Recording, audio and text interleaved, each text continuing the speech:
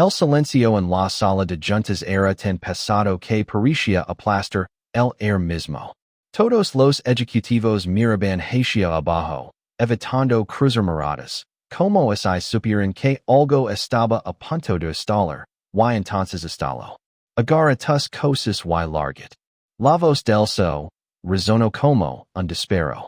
Su nombre era Alejandro Ferrer, un hombre conocido por su carácter implacable, un multimillonario que había construido su imperio desde cero, pero que había perdido toda paciencia en el camino. Frente a él, de pie, con las manos temblando apenas perceptiblemente, estaba Lucía Torres, una empleada aparentemente insignificante del departamento administrativo. Nadia entendía por qué ella había sido convocada a esa reunión de alto nivel hasta ese momento. Lucía no respondió de inmediato. Sus ojos, profundos y serenos, se clavaron en los de Alejandro, no con desafío, sino con una calma que desconcertó a todos. Era una calma que no pertenecía a alguien que acababa de ser humillada públicamente. Algunos ejecutivos intercambiaron miradas incómodas. Ellos conocían a Alejandro. Cuando perdía el control, no había vuelta atrás. Pero algo en esa escena no encajaba. ¿No escuchaste? Insistió él, golpeando la mesa con el puño. ¿Estás despedida? No quiero volver a verte en esta empresa. Un murmullo apenas audible recorrió la sala. Lucía respiró hondo. Parecía que había dejar algo, pero se contuvo. Bajo la mirada, tomó su carpeta y giró para salir. Pero justo antes de cruzar la puerta, se detuvo. Y sin voltear, dijo en voz baja, pero firme. Señor Ferrer, oyala nunca tenga que arrepentirse de esto. La puerta se cerró. Y con ella, algo invisible también cambió. Alejandro soltó una risa seca, arrogante. Gente mediocre siempre cree que es indispensable. Nadie respondió. Pero algo dentro de él, una pequeña inquietud, empezó a crecer sin que lo notara. Porque lo que él no sabía era que Lucía no era quien él creía. Horas más tarde, Alejandro regresó a su oficina, ignorando el extraño ambiente que se había instalado en la empresa. Se sentó, revisó documentos, firmó contratos, hasta que recibió una llamada. Era su asistente personal, con una voz que no podía ocultar el nerviosismo. Señor, hay algo que debería ver. Minutos después, Alejandro estaba frente a una pantalla, viendo algo que le heló la sangre. Archivos confidenciales, movimientos financieros, decisiones estratégicas, todo apuntaba a una misma verdad imposible de ignorar. Lucía Torres no era una simple empleada. Era la mente detrás de uno de los proyectos más importantes de la empresa.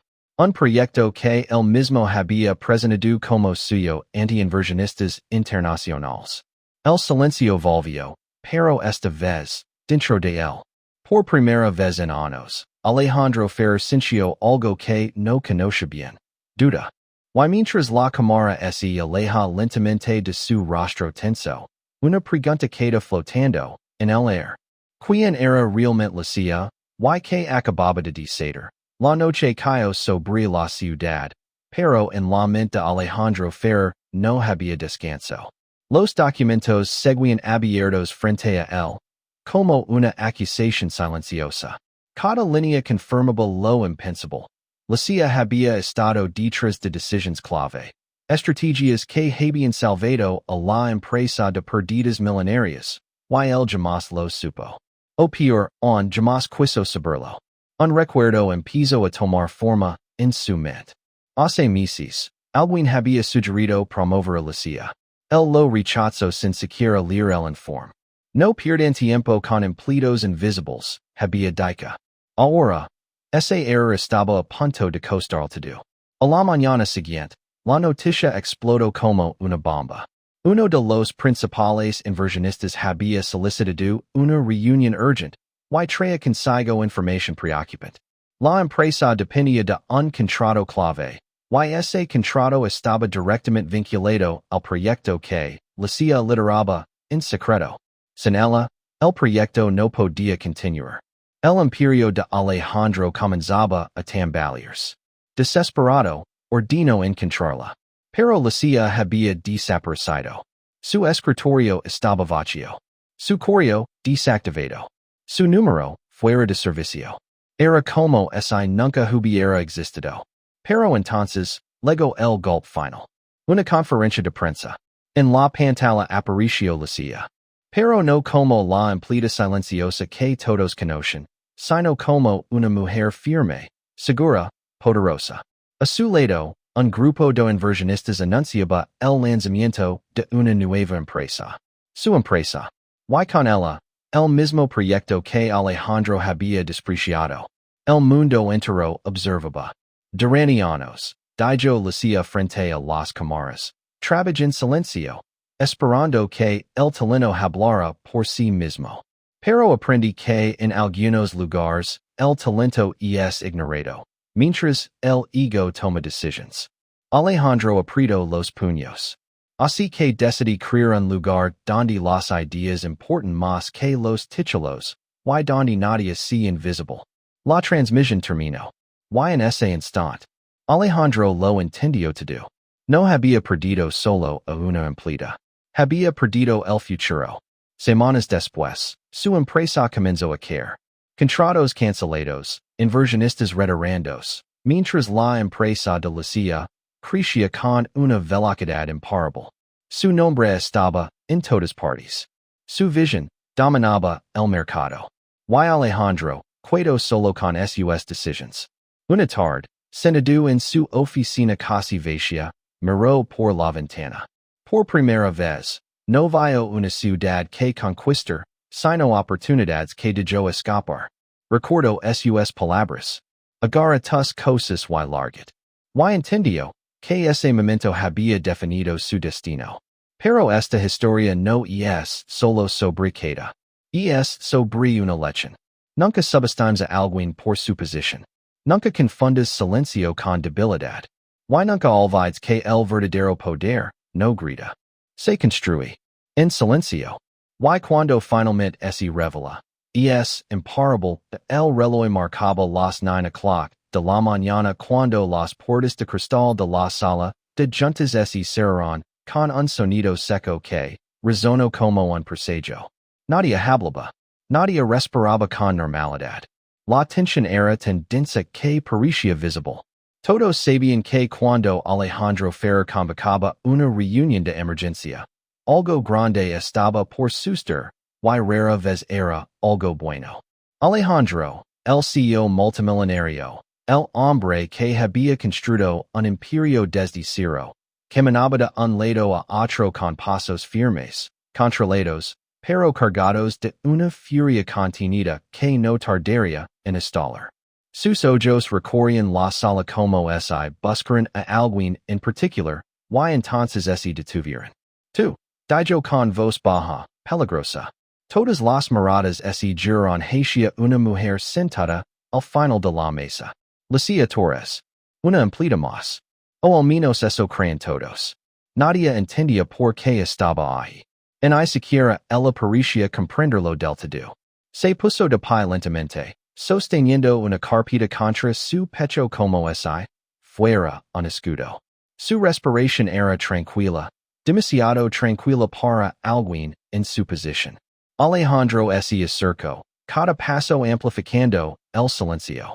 Explíqueme esto, dijo, arrojando unos documentos sobre la mesa frente a ella. Las hojas se deslizaron mostrando cifras, gráficos, decisions, errors, según él. ¿Sabes cuánto dinero está en juego aquí? Su voz ya no era baja. Era un trueno contenido. Lucia miró los papeles. No se sorprendió. No se defendió de inmediato. Solo observó. Analizó. Como si ya conociera cada número, cada línea. Sí, señor. Respondió finalmente con una voz firme, suave, pero imposible de ignorar. Esa respuesta fue suficiente para encender la mecha. Sí, señor. Alejandro soltó una risa seca, incrédula. ¿Eso es todo lo que tienes que decir? Dio un golpe sobre la mesa que hizo temblar las copas de agua.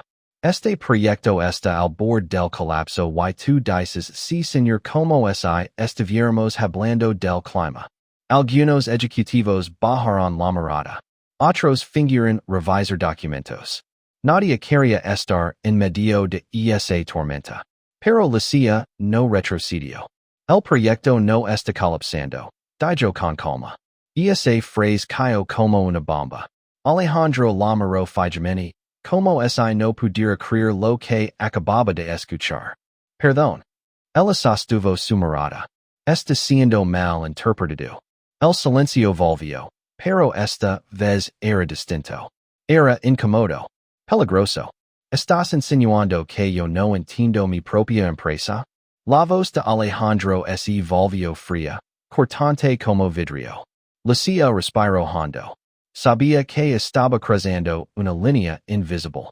Pero también sabía algo que nadie más en esa sala sabía. Estoy diciendo que las conclusiones son incorrectas. Ese fue el punto de no retorno. Alejandro perdió toda paciencia. Su rostro cambió. Ya no era el líder calculator. Era un hombre herido en su orgullo. Basta, gritó, haciendo que incluso el air pareciera retroceder. Y entonces legó la frase que lo cambiaría todo. Agarra tus cosas y lárgate. El eco de esas palabras quedó suspendido en la sala como una sentencia final. Nadie se movió. Nadie habló. Era el tipo de momento que divide el antes y el después. Lucia no reaccionó de inmediato. Sus dedos se tensaron ligeramente sobre la carpeta. Pero su rostro seguía sereno. No había lágrimas. No había súplica. Solo una calma que empezaba a incomodar a todos. Lentamente, asintió. Entiendo, dijo. Y comenzó a recoger sus cosas. Cada movimiento suyo era preciso, controlado, como si no hubiera nada improvisado en su reacción. Pero justo cuando llegó a la puerta, se detuvo. No giró completamente, solo lo suficiente para que su voz viajara de regreso hacia la sala.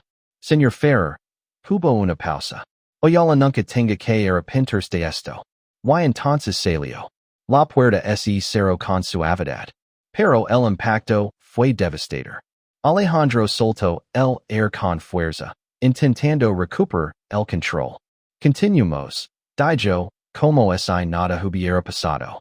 Pero algo había cambiado. Incluso él lo sentía, aunque no quisiera admitirlo. Porque en el fondo, había algo en esa mirada, en esa calma, que no encajaba con la imagen de una simple empleada despedida. Horas después, ya en su oficina, Alejandro intentó enfocarse en el trabajo, pero su mente volvía una y otra vez a ese momento. Esas palabras. Esa mirada. Irritado, pidió todos los informes relacionados con el proyecto. Y fue entonces cuando comenzó a notar algo extraño. Decisiones brillantes, sin firma. Estrategias innovadoras, sin ardor. Corrections clave, hecas en silencio. Un patrón empezó a formarse. Y ese patrón lavaba a un solo nombre. Lucia Torres. Su seno se frunció. Ordenó abrir archivos antiguos, correos, reports internos, y lo que encontró hizo que su mundo se inclinara. Lucia no era una empleada cualquiera. Era la mente oculta detrás de las decisiones que habían salvado la empresa en más de una ocasión. Era la persona que había anticipado crisis, corregido errors, incluso errors suyos. Y nadie lo había notado. O peor aún, nadie se lo había dicho. Un escalofrío recorrió su espalda. Porque en ese momento entendió algo aterrador. Acababa de despedir a la persona más importante de su empresa, sin siquiera saberlo.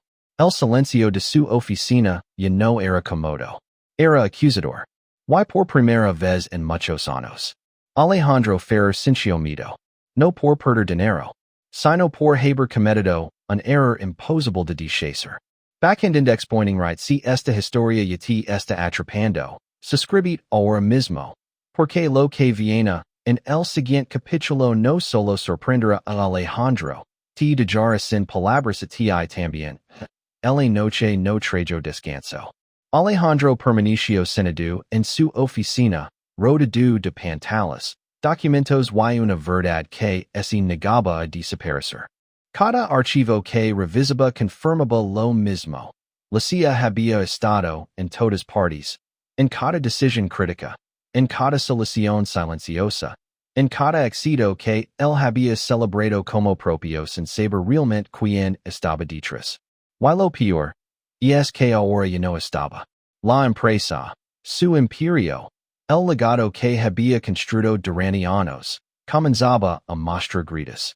A la mañana siguiente, la primera cena llegó en forma de una llamada urgente. Uno de los inversionistas principales exigía explicaciones. El proyecto Estrella, aquel que permitía expandir la compañía a nivel internacional, estaba estancado. Nadie podía hacerlo avanzar. Nadie entendía completamente su estructura. Nadie, excepto Lucia. El pánico comenzó a filtrarse en los pasillos. Reuniones de emergencia. Correos marcados como urgentes. Ejecutivos hablando en voz baja. Y en el centro de todo, un vacío imposible de llenar. Alejandro ordenó encontrarla. Hagan lo que sea necesario. Dijo con una determinación que ocultaba desesperación. Pero Lucia había desaparecido. Sin rastro. Sin aviso. Como si nunca hubiera pertenecido a ese lugar. Y entonces, llegó el golpe final. Una notificación. Una transmisión en vivo. Una conferencia de prensa. Alejandro dudó antes de presionar reproducir. Pero cuando lo hizo, su mundo se detuvo. Ali estaba ella. Lucia. Pero no era la misma mujer que había salido de la sala de juntas con una carpeta en la mano. Esta Lucia era diferente. Su postura, su mirada, su voz, todo irradiaba una seguridad imparable. A su lado, un grupo de inversionistas sonría. Cámaras, luces, periodistas, el escenario perfecto. Hoy, comenzó ella. Marca el inicio de una nueva etapa. Alejandro sintió como su pecho se tensaba. Durante años trabajó en silencio, creyendo que el esfuerzo sería suficiente para ser visto. Hizo una pausa. Pero aprendí que en algunos lugares, el talento no es suficiente cuando el ego ocupa todo el espacio. Cada palabra era un golpe directo. Por eso decidí crear algo diferente. En la pantalla apareció el nombre de una nueva empresa. Su empresa. Y detrás, el mismo proyecto que Alejandro había descartado, malinterpretado, destruido. Pero ahora, estaba vivo. Más fuerte. Más claro. Más poderoso. Aquí, continuó Lucia, las ideas importan más que los títulos. Y nadie es invisible. El silencio en la oficina de Alejandro era absoluto. Porque en ese momento lo entendió todo. No había perdido solo a una empleada. Había perdido la mente que sostenía su imperio. Y ahora, esa mente estaba construyendo algo que lo superaría. Las semanas siguientes fueron una queda lenta pero imparable. Contratos cancelados. Inversionistas retirandos. Reputación en declive. Mientras tanto, la empresa de Lucia crecía como una tormenta imposible de detener. Su nombre estaba en todos los medios. Su historia inspiraba. Su visión dominaba el mercado. Y Alejandro observaba. Solo. En silencio. Una tarde, mientras miraba la ciudad desde su oficina casi vacía, recordó ese momento. Y esa frase. Agarra tus cosas y lárgate. Y por primera vez, entendió el peso real de sus palabras. No fue solo una orden. Fue una decisión que cambió su destino. Porque en el mundo real, no siempre pierde cuando alguien es Virginia. A veces, pierde cuando no supiste ver quién tenías en front. Y esa es la lección. Nunca subestimes a alguien por su posición. Nunca confundas silencio con debilidad. Y nunca olvides que las personas más valiosas no siempre hacen ruido.